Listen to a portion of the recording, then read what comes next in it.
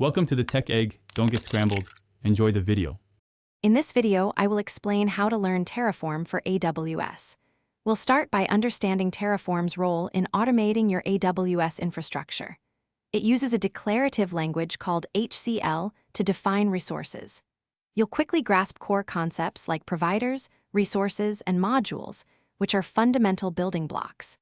This easy method focuses on practical application, getting you hands-on with AWS quickly. Let's dive into setting up your environment. First, install the Terraform command line interface on your computer. Next, configure your AWS credentials securely, ensuring Terraform can interact with your account. This involves setting up an IAM user with appropriate permissions. Finally, select a good IDE, such as Visual Studio Code, to write and manage your Terraform code efficiently. A well-prepared environment is crucial for a smooth learning experience.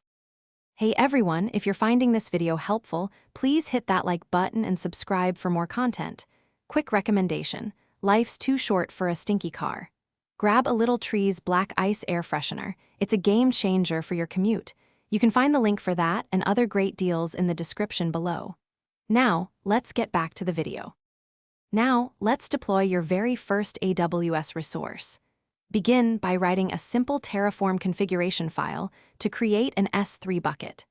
Then, run Terraform init in your project directory to download necessary plugins. Finally, execute Terraform apply to provision the S3 bucket in your AWS account. This hands-on step solidifies your understanding of the core workflow. Understanding Terraform's state file is critical. It tracks your deployed infrastructure. For team environments, always use remote state storage like S3 and DynamoDB. This prevents conflicts and ensures consistency.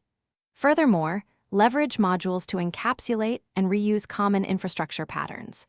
Modules significantly improve code organization and maintainability, making your projects scalable and easier to manage.